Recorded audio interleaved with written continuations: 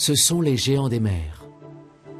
Alimentés par des tonnes de carburant, les cargos parcourent les mers du globe et acheminent matières premières et produits préalablement conditionnés. Le fret maritime assure plus de 90% du trafic commercial international.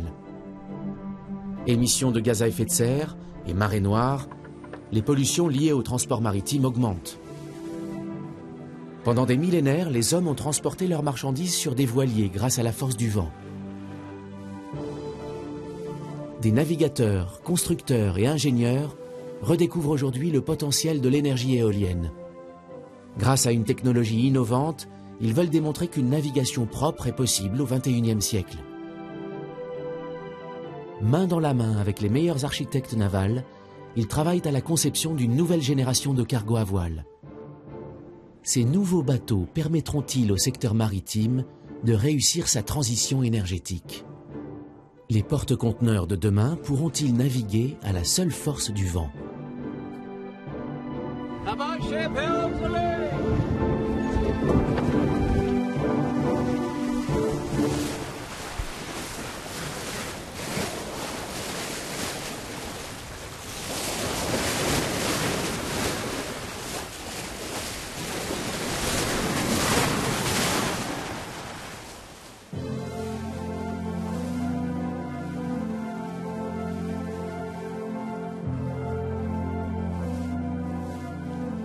Le navigateur Andreas Lackner traverse régulièrement l'Atlantique entre le port du Helder aux Pays-Bas et les Caraïbes. Son bateau, le Tres Hombres, est le seul voilier de commerce assurant des liaisons transatlantiques. Non motorisé, il ne produit aucune substance toxique ni émission de CO2. Il appartient à la société Fair Transport. Notre activité est centrée sur le transport de marchandises. Mais ce qui nous distingue d'autres transporteurs, c'est que nous tenons compte de l'homme et de la nature.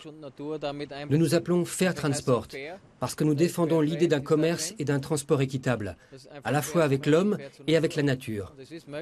Tout est positif et cohérent dans notre démarche. S'il faut acheminer des produits biologiques jusqu'en Europe, il est logique de le faire avec un bateau comme celui-là.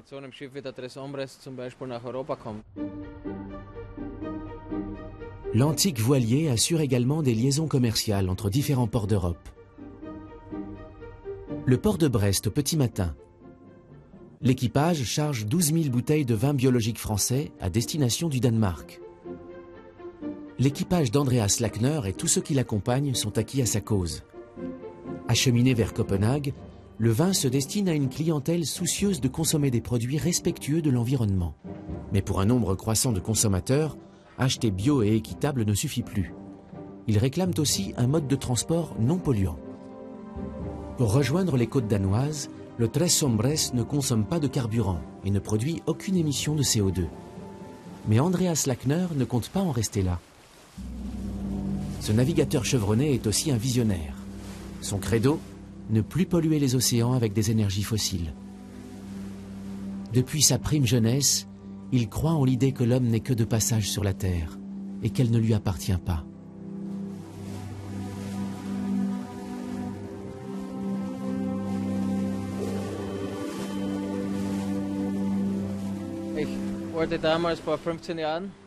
Il y a une quinzaine d'années, j'ai eu envie de quitter mon petit village d'Autriche pour aller en Amérique du Sud. Mais je ne voulais pas y aller en avion. Je voulais faire la traversée sur un voilier.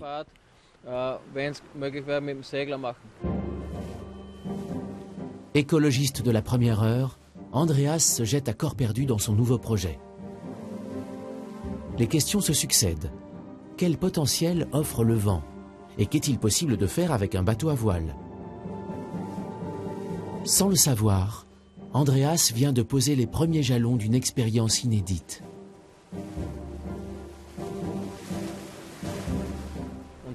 Puis j'ai eu la chance de naviguer sur un voilier traditionnel, l'Europa, un 3-mâts hollandais. Je travaillais dessus comme moussaillon. Depuis, sa passion pour la navigation à voile ne l'a plus quitté. Aujourd'hui titulaire d'un brevet de capitaine, Andreas co-dirige une compagnie maritime de 10 personnes spécialisée dans le transport maritime à voile.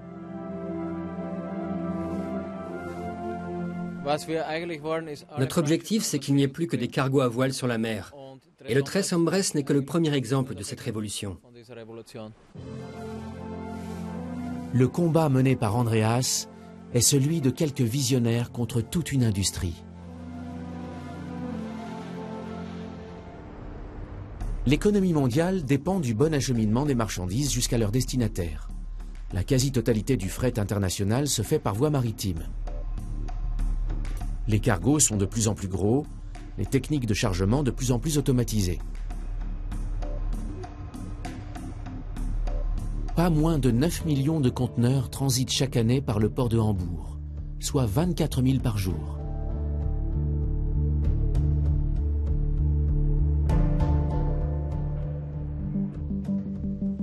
La jeune compagnie maritime Auerbach enregistre un chiffre d'affaires en constante progression. Ses fondateurs, Lucius Bunk et Alexander Tebbe, savent ce qui importe dans leur branche. À Hambourg, les portiques à conteneurs opèrent de façon très minutée. Nous appelons ça le just-in-time. Tout le transport de conteneurs fonctionne un peu comme une ligne de bus. On sait exactement quand un bateau part de Shanghai et quand il arrive à Hambourg. Tout est réglé à la minute près. À telle heure, on fait entrer les bateaux à marée montante dans le terminal d'Altenwerder et le lundi à telle heure, on procède au déchargement et au chargement. Mais le vent et la météo, eux, sont imprévisibles. Dans le transport maritime, le vent est considéré comme un facteur de risque. Le problème du vent, c'est qu'il n'y en a pas toujours. Certains jours, il n'y a même pas du tout de vent. Les flux de marchandises sont minutés. Pour fonctionner en just-in-time, il faut être en mesure d'organiser le transport indépendamment des contraintes météorologiques.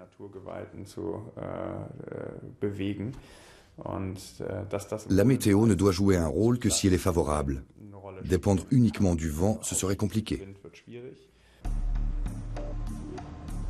Pour respecter leurs délais, les compagnies maritimes recourent aux énergies fossiles.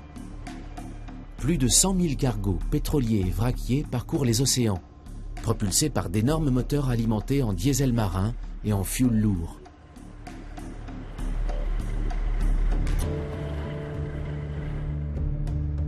Le fioul lourd destiné aux navires est extrêmement visqueux.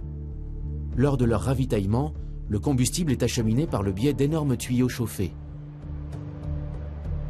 Dérivé du pétrole, le fioul lourd est une masse noire extrêmement toxique.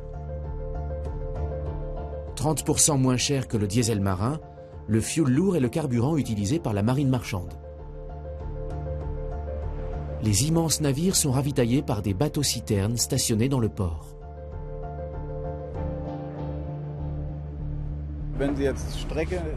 Les bateaux que nous ravitaillons en fioul lourd peuvent contenir jusqu'à 12 000 tonnes de carburant.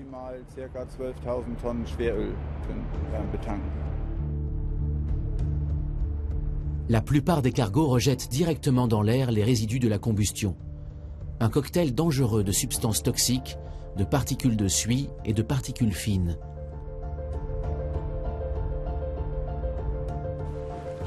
Depuis son voilier, Andreas Lackner observe les mastodontes avec inquiétude et incompréhension.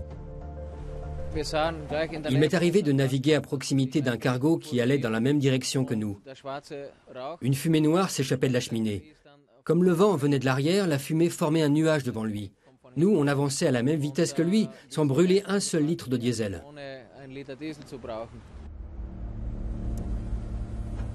On observe le même phénomène depuis les côtes allemandes, comme ici, au large de la ville portuaire de Cuxhaven. La mer du Nord est l'une des zones maritimes les plus fréquentées au monde. 1 millier de navires croisent en permanence dans ces eaux, et ils sont de plus en plus nombreux. Conformément à la législation en vigueur, les navires marchands doivent changer de carburant dès qu'ils atteignent les eaux côtières et utiliser du diesel marin.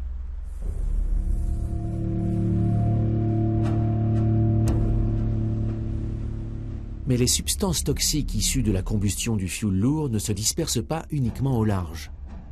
Lorsque le vent souffle vers les côtes, elles se répandent sur le littoral et à l'intérieur des terres.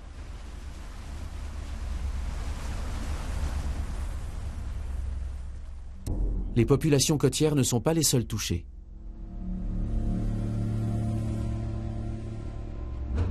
Depuis plusieurs décennies, les immenses navires polluent dans l'indifférence quasi générale. Aujourd'hui, responsables environnementaux et scientifiques tirent la sonnette d'alarme. En Allemagne, l'Office fédéral de la navigation maritime vient de lancer une vaste étude dont l'objectif est de mesurer la dangerosité des émissions produites par les navires. Pour capturer les particules issues de la combustion des carburants marins, la physicienne Lisa Kattner utilise des filtres spéciaux. Les filtres contiennent un dangereux cocktail de substances polluantes. C'est la première fois que des scientifiques mesurent avec exactitude la quantité d'émissions produites par les navires dans une zone donnée. Les résultats serviront à définir des normes environnementales plus strictes pour la navigation. Nous avons trouvé plusieurs substances dans le filtre que nous venons d'analyser. Tout d'abord, du sulfate et du nitrate. Ces substances polluantes proviennent du dioxyde de soufre et de l'oxyde d'azote. Elles sont à l'origine des pluies acides et sont en partie responsables de l'acidification des mers. Le filtre contenait aussi des substances toxiques telles que les particules de suie. Plus celles-ci sont fines et plus elles entrent profondément dans les poumons lorsqu'on inspire. Ces particules contiennent elles-mêmes des composés organiques dont certains sont cancérigènes. Nous avons également trouvé des métaux lourds qui sont à la fois polluants et toxiques pour l'homme.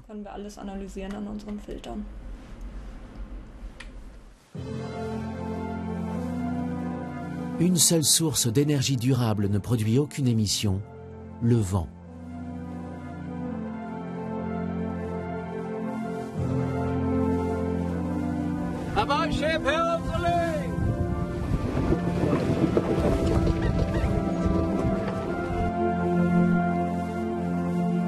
Mais il faut beaucoup d'hommes pour manœuvrer un voilier traditionnel. Un coût trop élevé pour nombre d'armateurs. Pour révolutionner le transport maritime, Andreas Lackner doit se tourner vers des solutions innovantes.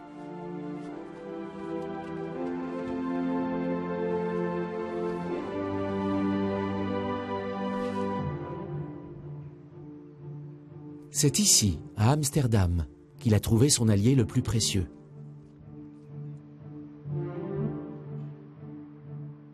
La société Dijkstra a bâti sa réputation sur la conception de voiliers innovants. Au cours des dernières années, ces architectes ont créé de nombreux modèles de grands voiliers. Une expertise dont ils se servent aujourd'hui pour concevoir le voilier de commerce dont rêve Andreas.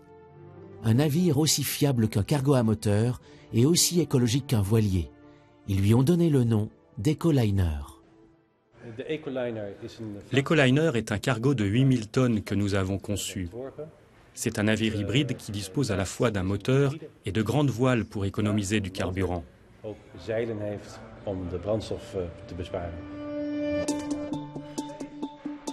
De retour de son dernier voyage transatlantique, Andreas Lackner est impatient de connaître les dernières avancées du projet. L'expérience et les connaissances pratiques d'Andreas sont une source d'informations précieuses pour les concepteurs. Ils discutent aujourd'hui du gréement du bateau. Le chargement et le déchargement doivent s'effectuer sans problème, et le bateau de 140 mètres doit pouvoir naviguer en toute sécurité, même avec une lourde charge à son bord. Mais surtout, il doit disposer d'un système de voile innovant, pièce maîtresse du projet Ecoliner. À l'instar du voilier de luxe le Faucon maltais, le gréement de l'Ecoliner est inspiré du concept Dynarig élaboré par l'ingénieur hambourgeois Wilhelm Preuss dans les années 60-70. Quelques années avant le premier choc pétrolier, l'ingénieur allemand Wilhelm Preuss imagine un nouveau concept de voile. Celle-ci peut se dérouler sous la vergue depuis le mât. Il baptise ce système de voile dynamique Dynarig. Pour évaluer les performances de cette voile, les concepteurs hollandais en ont fabriqué un prototype. Puis ils l'ont testé, d'abord en soufflerie, puis sur l'eau, comme en témoignent ces images d'archives. Tel un volet roulant, la voile se déroule et s'enroule depuis le mât. La manivelle qui actionnait le prototype a été remplacée par un système motorisé. Contrairement aux grands voiliers traditionnels sur lesquels manœuvraient des dizaines d'hommes, les voiliers de demain pourront être entièrement automatisés. Dijkstra a conçu le Faucon maltais, un 3-mâts ultramoderne équipé du système Dynarig. Il s'agit du plus grand yacht à voile du monde. Depuis plusieurs années, il livre des données précieuses aux designers. Le Faucon maltais est équipé d'un réseau de fibres optiques dissimulé à l'intérieur de ses mâts en carbone, qui enregistre des données et les transmet en permanence au constructeur des mâts. Celui-ci possède une base de données qui nous est très utile pour la conception de l'écoliner. Les données transmises par le Faucon maltais sont directement exploitées par les designers pour la conception de l'écoliner.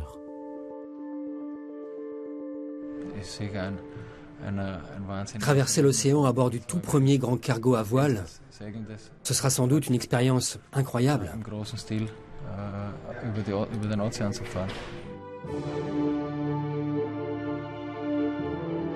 Le Faucon maltais a été mis à l'eau en 2006. Un système entièrement automatisé permet à une seule personne d'actionner instantanément les voiles depuis un tableau de commande. Grâce à ce voilier de luxe, les designers ont pu démontrer l'efficacité du système Dynarig.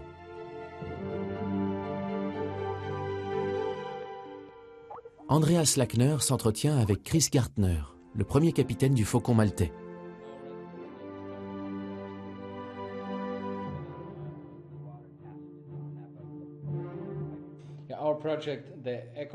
L'idée du projet Ecoliner, c'est d'utiliser le système de voile Dynarig pour des cargos de marchandises.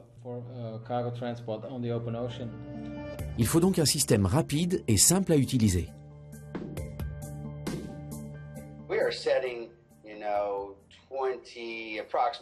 Il y a environ 2600 mètres carrés de voilure. On peut déployer toutes les voiles en 7 minutes et les ramener en 7 minutes. Nous, on manœuvrait ces énormes voiles 5 ou 6 fois par jour. Avec ce système, on navigue bien mieux que sur un yacht de 20 ou 30 mètres. C'est bien plus facile. Ce qui prouve que le système tient la route techniquement et qu'il est solide. Mais est-ce qu'il peut résister à de grosses tempêtes ? On naviguait aussi bien par temps calme que par gros temps. On a vraiment navigué dans toutes les conditions possibles. Et à chaque fois, on faisait des économies de carburant incroyables.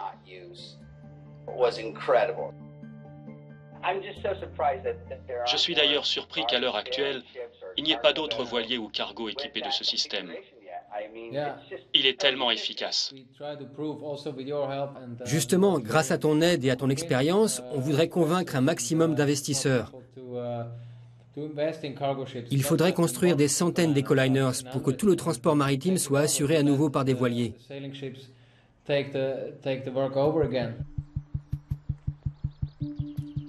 L'université de Southampton, en Angleterre. Diane Gilpin travaille chaque jour sur l'utilisation du vent comme source d'énergie. Elle est employée par le groupe britannique B9, spécialisé dans la mise en œuvre de projets axés sur les énergies renouvelables. Aujourd'hui, elle vient assister à des tests sur un nouveau concept de bateau. Le bateau testé par les ingénieurs n'est ni un pétrolier, ni un yacht. Il s'agit du B9 Ship, un autre prototype de cargo à voile. Diane Gilpin est responsable de son développement. L'experte est convaincue des avantages de la navigation à voile. Mais elle aussi doit prouver que celle-ci peut être rentable. La société B9 a également opté pour un système de voile Dynarig. Les tests effectués en soufflerie vont permettre d'en évaluer les performances.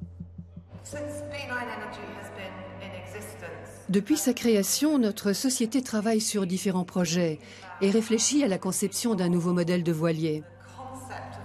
Ça fait une vingtaine d'années que nous travaillons là-dessus.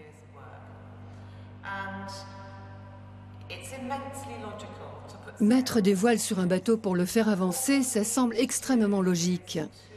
C'est une technologie formidable, mais si nous voulons la faire adopter par les compagnies maritimes, les affréteurs et les autorités portuaires, nous devons la faire évoluer. Avec ses 3000 tonnes, Ses 3 mâts et ses 100 mètres de long, le B9 Ship est nettement plus petit que l'Ecoliner. Les ingénieurs testent aujourd'hui la résistance du gréement à différents types de vent. Ils veulent également comparer la solidité d'un mât tripode en acier à celle d'un mât en carbone, nettement plus cher. Nous essayons à chaque fois d'évaluer la solution la plus rentable. Nous prenons en compte l'aspect technique, mais aussi financier. Chaque élément du bateau est évalué en fonction de ses performances et de son coût.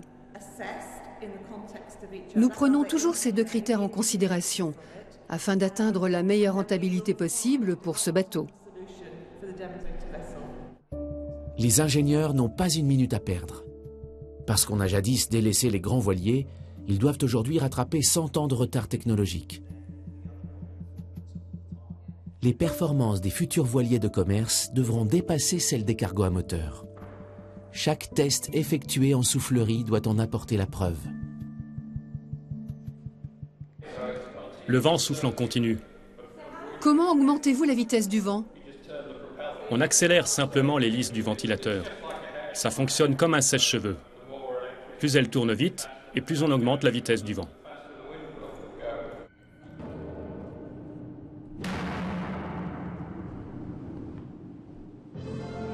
Aujourd'hui, le bateau est exposé à un vent latéral. Quelle est alors sa puissance de propulsion et comment réagit le gréement?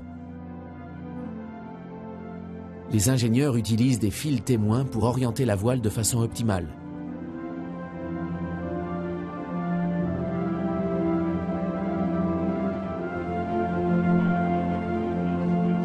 Résultat du test, le bateau avance moins vite avec le mât tripode. Le mât tripode est moins cher à la construction, mais plus cher à l'entretien. Alors que le mât cylindrique en carbone revient plus cher à la construction, mais il est plus robuste.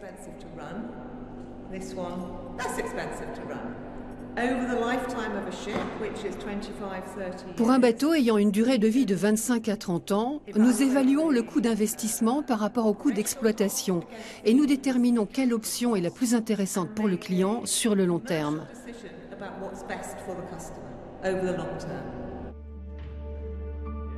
Avant de se lancer dans la construction du B9 Ship, les investisseurs veulent être sûrs de sa fiabilité. 2 experts du Lloyd's Register, organisme britannique de contrôle et de certification, sont venus se faire une première idée du voilier. Ils vont devoir expertiser un tout nouveau type de bateau.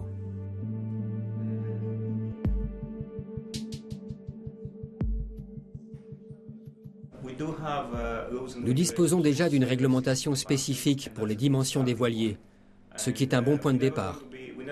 Il y a certes des spécifications à respecter, mais nous ne voulons en aucun cas représenter un obstacle pour ce type d'innovation. Je suis certain que les techniques de contrôle dont nous disposons permettront de construire un bateau sûr et fiable. Avec des normes environnementales de plus en plus strictes, le B9 Ship pourrait se révéler un choix judicieux pour de nombreux armateurs. Le vent sera l'une des clés d'une navigation plus écologique. Ce serait une alternative très intéressante pour de nombreux bateaux. Personnellement, si j'étais armateur, je serais très séduit par l'idée que je peux faire du business grâce au vent. J'espère que le travail de tous ces gens portera ses fruits et que d'ici 4 à 5 ans, on verra quelques-uns de ces bateaux naviguer sur l'eau.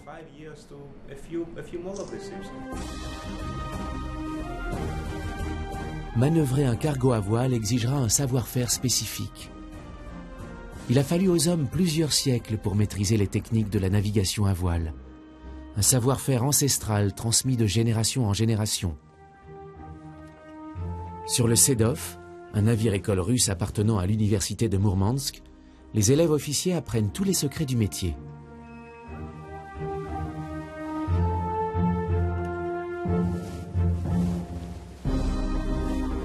Jadis, ceux qui naviguaient sur les grands voiliers perfectionnaient à chacun de leurs voyages leur technique de navigation. Un héritage que le capitaine Nikolai Zortchenko veut aujourd'hui transmettre et sauvegarder.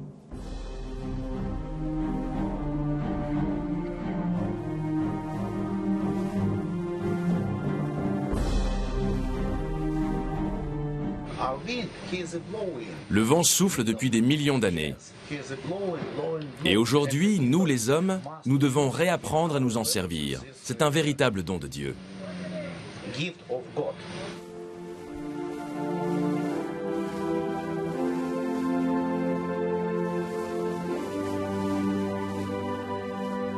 Après avoir parcouru les mers du globe, le Sedov jette l'ancre à Hambourg.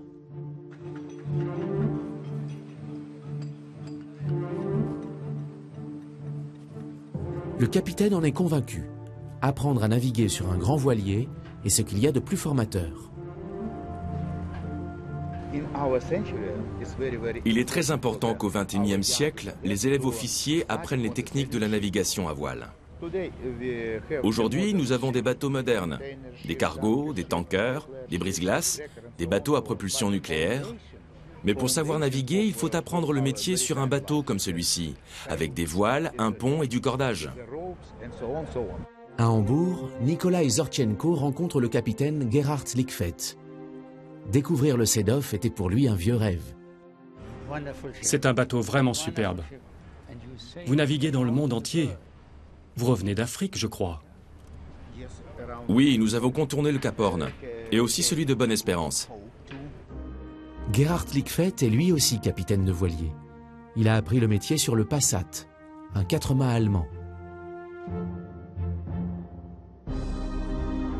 De plus en plus de concepteurs de voiliers font aujourd'hui appel à son expertise. Le capitaine s'intéresse tout particulièrement au gréement du voilier russe. Il veut savoir comment sont positionnées les poulies qui servent à orienter les vergues. Pendant 17 ou 18 ans, j'ai travaillé comme capitaine sur plusieurs grands voiliers. Le Star Flyer, le Star Clipper, le Royal Clipper, le Sea Cloud 1 et 2. Avant cela, j'ai navigué sur l'Alexander von Humboldt. J'étais responsable du gréement. J'en ai été le capitaine pendant 2 ans. Le gréement d'origine est en parfait état. Lorsqu'ils ont été construits il y a un siècle, ces voiliers étaient à la pointe de ce qui se faisait en construction navale. Puis les techniques modernes sont arrivées. On a équipé les bateaux d'hélice. On a construit des bateaux à moteur de plus en plus grands. Mais ces bateaux-là livraient leur cargaison en temps et en heure. Ils étaient capables de faire 2 allers-retours par an entre le Cap Horn et le Chili à une vitesse moyenne de 7 nœuds. C'était très rapide pour l'époque. Les cargos n'allaient pas beaucoup plus vite. Puis on a ouvert le canal de Suez et le canal de Panama, et ça a été la fin des grands voiliers. Et pourtant, c'étaient des bateaux très performants. Mais il fallait une trentaine d'hommes pour manœuvrer un bateau comme celui-là. L'ère des grands voiliers n'est peut-être pas révolue. Et leur histoire intéresse aujourd'hui les scientifiques.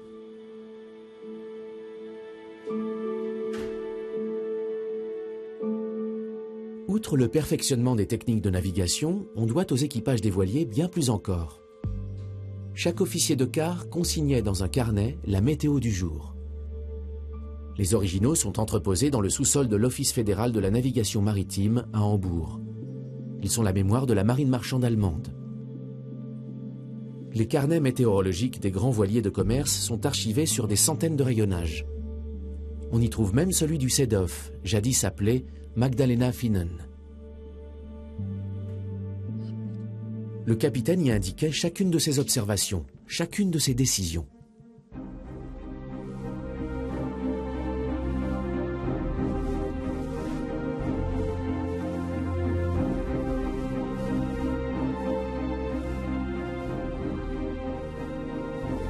Les observations des anciens navigateurs sont aujourd'hui d'une valeur inestimable. À Hambourg, les scientifiques exhument un à un les précieux carnets.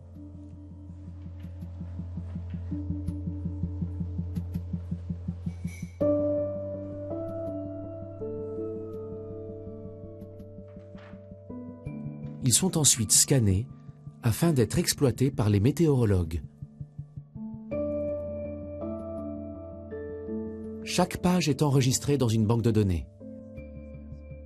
À partir de ces éléments, la chercheuse Gudrun Rosenhagen reconstitue l'évolution des conditions climatiques au cours des derniers siècles. De tout temps, les navigateurs ont observé le ciel. Ces carnets météorologiques étaient tenus de façon extrêmement rigoureuse et soignée. Nous les numérisons afin de pouvoir analyser toute cette masse de données et comprendre comment le climat a évolué au cours du temps. Cela nous permettra d'évaluer l'ampleur du changement climatique à venir. La chercheuse consulte les prévisionnistes sur les données météo actuelles. Le vent augmente fortement dans cette zone. Les météorologues sont en lien direct avec les bateaux naviguant au large. Voiliers de plaisance et porte-conteneurs ont besoin de données exactes pour voguer dans les meilleures conditions possibles. Autrefois, on ne disposait que d'une information très morcelée. Chaque service météo recueillait ses propres données, mais il n'y avait pas de centralisation des données. Aujourd'hui, c'est différent. Nous recevons les données de milliers de stations météo réparties dans le monde, celles des satellites ainsi que celles des bateaux qui nous communiquent des informations très importantes, telles que la pression de l'air, la force du vent, la température extérieure, la température de l'eau. Tout est centralisé. Pour les navires marchands, ces données sont déterminantes. Chaque jour, les météorologues leur conseillent l'itinéraire le plus sûr et le plus rapide. Le vent est un critère essentiel. Grâce au calcul des scientifiques, certains bateaux à moteur arrivent même à destination avec 1 ou 2 jours d'avance. On ne pourra pas se passer de l'énergie éolienne. Elle existe sous de multiples formes. Les alizés, les courants d'ouest, et c'est une énergie gratuite et durable. Les prévisions météo n'ont jamais été aussi fiables qu'aujourd'hui. Grâce aux satellites et aux systèmes de communication électronique, ces données sont accessibles depuis n'importe quel endroit du globe. Des renseignements indispensables aux concepteurs de l'Ecoliner.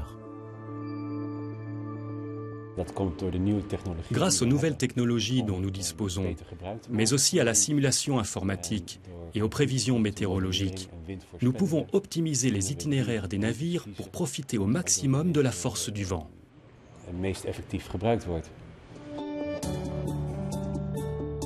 Aujourd'hui, Andreas Lackner rend compte de son dernier voyage transatlantique.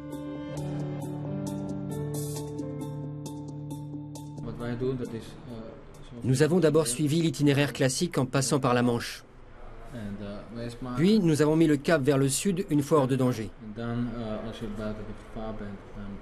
Arrivé à Lisbonne, nous avons chargé une cargaison d'huile d'olive et de vin, avant de repartir vers les îles Canaries pour tout décharger. Là-bas, il y avait un remorqueur. Pour le chemin du retour, nous avons mis les voiles vers les Bermudes, puis les Açores. L'Ecoliner a utilisé très peu de carburant en prenant cet itinéraire. Vous avez profité des vents dominants de manière optimale. Même en prenant l'itinéraire traditionnel? Oui. Je peux te montrer ça avec notre logiciel de routage. D'accord. L'informaticien Dan Sparrebaum a développé un programme innovant permettant d'améliorer le système de navigation. Celui-ci contient les données techniques de l'Ecoliner. De plus, le logiciel actualise en permanence les données météorologiques, telles que la hauteur des vagues, la direction et la force du vent, afin de proposer différents itinéraires. Les segments de couleur rouge indiquent qu'il faut utiliser le moteur. Ceux en vert que l'on peut utiliser les voiles. Le programme indique également le temps estimé pour chacun des trajets. Si je modifie un tout petit peu l'itinéraire, on utilisera plus de carburant. Je peux donc décider de la durée du trajet et de la consommation de carburant, et le logiciel calculera l'itinéraire optimal. C'est ça. Nous avons calculé que l'investissement lié au développement du logiciel de routage sera vite amorti grâce aux économies de carburant que réalisera l'Ecoliner. Avec son programme de routage, ses voiles automatisées et son système de propulsion hybride, l'Ecoliner sera un bateau fiable et précis, capable de s'adapter au rythme minuté du secteur logistique.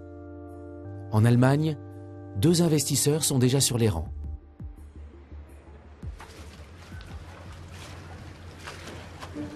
Depuis Hambourg, l'homme d'affaires Uwe Köhler et le capitaine Torben Haas suivent de près l'évolution de l'Ecoliner. Leur bateau, l'Ondine, est un ancien voilier de commerce. Le petit Dema a survécu à l'ère du tout-pétrole. Aujourd'hui, il a recouvré sa fonction d'origine et transporte des marchandises entre Hambourg et l'île de Sylt. Mais le voilier est déjà à la limite de ses capacités. Pour l'avenir, Torben Haas voit plus grand. Je suis intimement convaincu que la navigation à voile peut être rentable pour le transport de marchandises. Ce bateau, qui date de 1931, en est un parfait exemple. Pour les liaisons entre Hambourg et Sylt, nous sommes en concurrence directe avec le transport routier. Nos tarifs sont à peu près les mêmes et nous transportons en un seul trajet l'équivalent de 3 camions. En plus, nous sommes aussi rapides qu'eux, voire plus rapides. Et nous ne polluons pas.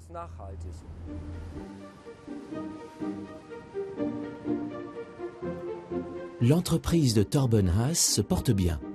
Un succès qui le surprend lui-même. Et l'entrepreneur ne compte pas s'arrêter en si bon chemin.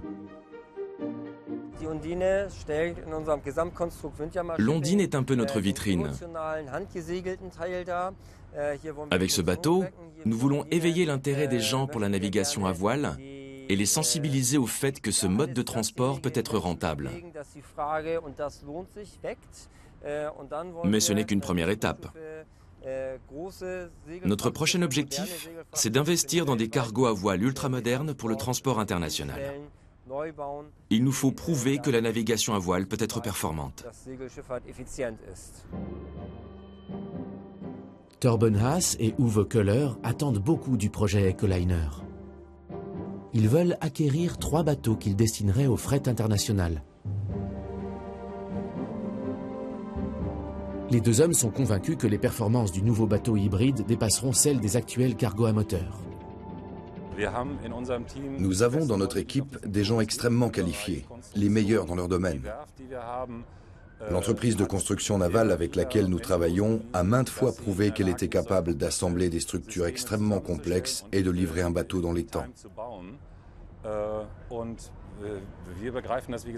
Pour nous, l'Ecoliner n'est pas un risque, mais une véritable chance. Et nous voulons nous lancer dans cette aventure en toute indépendance, avec des fonds issus d'investisseurs privés. Nous ne voulons pas dépendre des banques, des armateurs ou des avocats. Et c'est ce que nous faisons.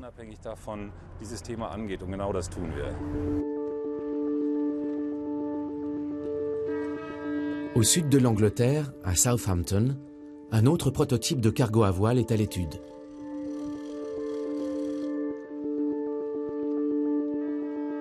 À l'heure où les bureaux se vident, les plaisanciers affluent dans les eaux du port. Nombre d'entre eux s'intéressent de près au gréement ultramoderne. Non loin de là, un bureau d'architecte naval travaille d'arrache-pied à la conception du B9 Ship.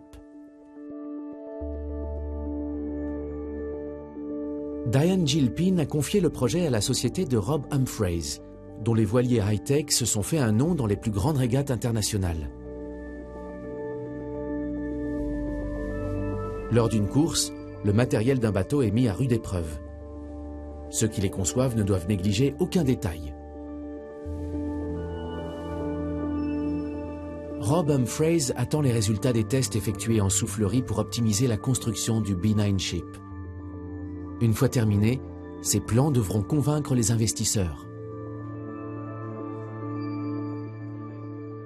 L'objectif, c'est de proposer un projet viable sur le plan commercial. Le B9 Ship n'est pas un bateau de plaisance. Il devra être fonctionnel et rentable. Et notre but, c'est d'utiliser le vent de la façon la plus efficace possible.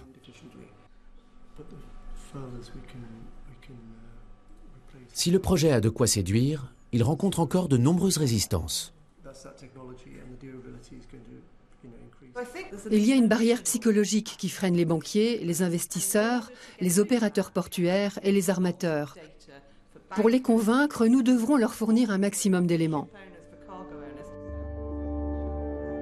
Le B9 Ship est conçu pour naviguer aussi bien en pleine mer qu'en zone côtière. Là aussi, d'énormes économies de carburant pourront être réalisées.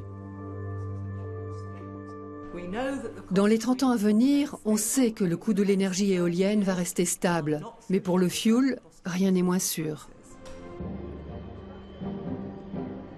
Andreas Lackner rejoint le Helder aux Pays-Bas, le port d'attache du Tres Hombres. C'est ici que siège la société Fair Transport. Le 2 mâts a déjà parcouru des milliers de kilomètres et traversé l'Atlantique à maintes reprises. Pour sa prochaine expédition, il sera convoyé par les capitaines Arjen van der Veen et Jorne Langelaan.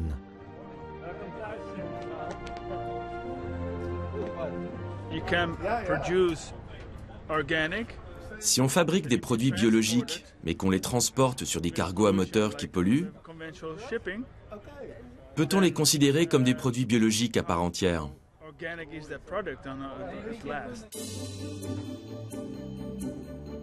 Les 3 capitaines ne se croisent que quelques fois dans l'année. Chaque rencontre est l'occasion d'affiner leur projet de transport équitable. Plusieurs options s'offrent à eux.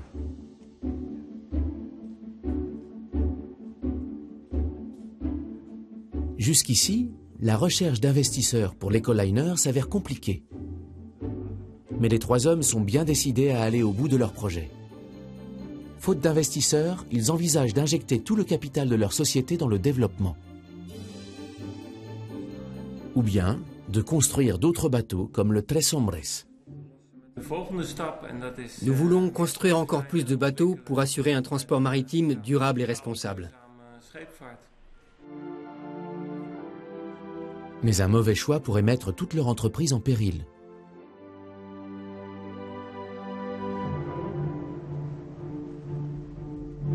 Toute innovation, tout prototype comporte des risques. Le cargo E-Ship One, amarré au chantier naval Cassens à Emden, en est l'illustration. Ayant subi de graves avaries depuis sa mise en service en 2010, il est à quai depuis plusieurs mois. Ce cargo hybride est doté de 4 rotors Flettner. Tels des voiles, ces cylindres verticaux utilisent la force du vent pour propulser le navire. Couplés à une motorisation diesel, ils permettent de réaliser des économies substantielles de carburant. Le professeur Michael Fass enseigne à l'école supérieure de navigation d'Emden.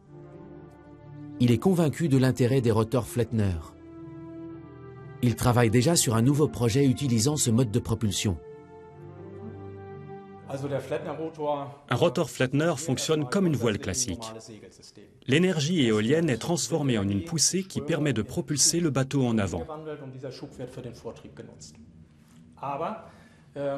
Mais à la place d'une voile en tissu, nous avons un cylindre rotatif. Je vais le mettre en marche et je vais vous montrer. Le cylindre tourne sur lui-même. Sous l'effet des forces de frottement, l'air qui entoure le cylindre entre en rotation et se superpose à l'écoulement du vent. De ce côté, à l'avant, cela va créer une dépression. Et ici, à l'arrière, une surpression. Et c'est cette différence de pression qui va entraîner une poussée qui servira à propulser le bateau. Le potentiel des rotors Flettner semble toutefois limité. Pour qu'il fonctionne, le vent doit venir de côté. Et même dans ce cas, le moteur diesel doit tourner en permanence. À ce jour, aucune étude n'a permis d'évaluer l'économie de carburant qui pourrait être réalisée avec ce système. Il est clair que tout dépend de la direction du vent. Sur les itinéraires où on a beaucoup de vents latéraux, on peut économiser plus de 30% de carburant. Mais quand il n'y a pas de vent, on ne peut pas atteindre ce chiffre. Jusqu'à aujourd'hui, l'utilisation des rotors Flettner est restée marginale. Leur fonctionnement est complexe, leur construction onéreuse et le gain énergétique limité. Mais avec l'augmentation des prix du pétrole, la pression qui pèse sur les armateurs s'accroît. La recherche de modes de propulsion alternatifs s'intensifie et l'idée d'une navigation écologique, le green shipping, fait son chemin. Le transport maritime, c'est la force vitale de notre économie mondiale. Si nous ne prenons pas en compte les difficultés que vont poser l'augmentation de la population et donc de la production mondiale, nous irons droit dans le mur. Le secteur du transport maritime doit se mettre face à ses responsabilités et chercher des solutions de propulsion alternatives. Le vent en est une. Plutôt que d'investir dans l'énergie éolienne, certains armateurs préfèrent se tourner vers le GNL, le gaz naturel liquéfié. Nous avons beaucoup réfléchi à la possibilité d'utiliser du GNL comme mode de propulsion, mais il est clair que ce dispositif reviendrait nettement plus cher. Se lancer dans un investissement que l'on peut amortir sur 25 ans, c'est séduisant sur le papier. Mais c'est irréalisable, parce que pour construire un bateau, il faut aussi beaucoup d'argent. Le recours aux énergies fossiles offre des perspectives incertaines. Le GNL, présenté comme solution alternative au fioul lourd, fait lui aussi débat. Sa production pourrait avoir de dangereuses répercussions sur l'environnement. L'étau se resserre autour des transporteurs. Les carburants fossiles sont de plus en plus rares, de plus en plus chers et dangereux pour l'environnement. Et bien qu'en moindre quantité, le GNL rejette lui aussi des gaz à effet de serre, responsables du réchauffement climatique. Sur l'île de Neuwerk, on traque la moindre trace de pollution venue du large. Le physicien Volker Matthias mesure et analyse les substances toxiques produites par les navires.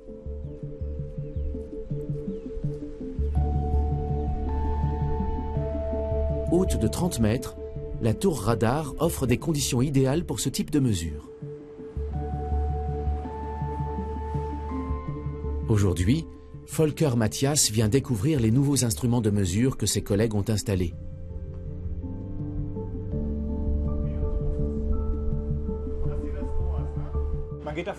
Pour les années à venir, nous évaluons à environ 2% l'augmentation annuelle du trafic maritime mondial.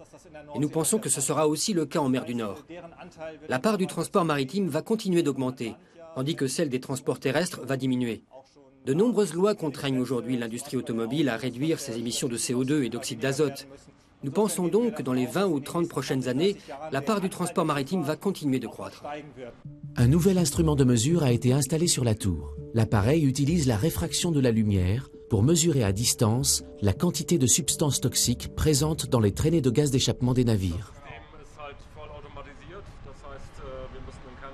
Tout le système est entièrement automatisé. Si vous le vouliez, pourriez-vous par exemple analyser la traînée de ce bateau en particulier? L'appareil est multidirectionnel.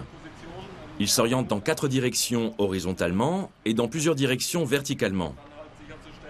Pour avoir des données valables, nous effectuons plusieurs séries de mesures lorsque les bateaux entrent dans le port de Hambourg, puis lorsqu'ils en repartent. Les résultats obtenus sont alarmants. Au vu des quantités de substances toxiques dégagées par chaque bateau, une question se pose. Les marchandises bon marché qu'ils transportent valent-elles la peine que nous mettions notre santé en danger? Les scientifiques procèdent ensuite à l'analyse informatique des données. Ils évaluent quelles seront les répercussions futures des émissions produites par les navires.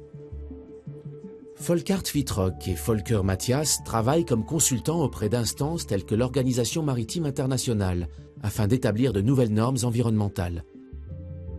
La réduction des émissions, à l'origine de cancers et de pathologies respiratoires, doit être une priorité.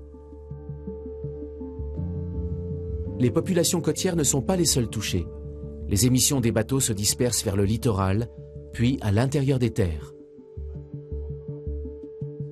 Sans un durcissement de la législation environnementale, le nuage toxique aura pris des proportions dramatiques d'ici à 2030. Des systèmes de filtres et un renforcement des normes en vigueur pourraient réduire les risques engendrés par l'oxyde d'azote et de soufre. Mais ces mesures seraient sans effet sur les émissions de CO2 qui menacent notre climat. À long terme, c'est dans l'énergie éolienne que nous trouverons des solutions. Quand exactement, c'est difficile à dire. Je pense que nous sommes dans une phase de transition. D'une part, le transport maritime va devoir remplacer le fioul lourd par d'autres carburants. D'autre part, nos réserves sont limitées et il faut déterminer quelle quantité de CO2 nous voulons rejeter dans l'atmosphère.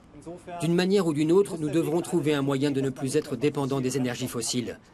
C'est pour ça qu'il est temps de réfléchir au rôle que pourrait jouer la navigation à voile. Et d'ici à 2050, l'éolien jouera un rôle beaucoup plus important qu'aujourd'hui. J'en suis persuadé. Gudrun Rosenhagen espère elle aussi que ces recherches sur le climat apporteront un nouvel éclairage. Les réserves de pétrole diminuent. Pourquoi ne pas utiliser une énergie gratuite que nous avons directement à portée de main? Et ça, même pour le fret maritime. Le transport maritime a un coût colossal pour notre planète et notre santé. Un préjudice dont nous payons tous le prix, par nos impôts et notre système de santé.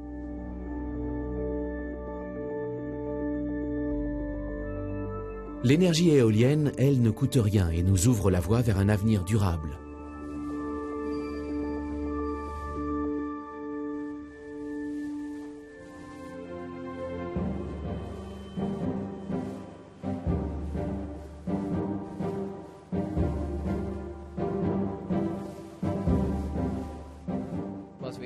Nous voulons un changement à grande échelle. L'objectif sera atteint quand les cargos du monde entier seront équipés de voiles.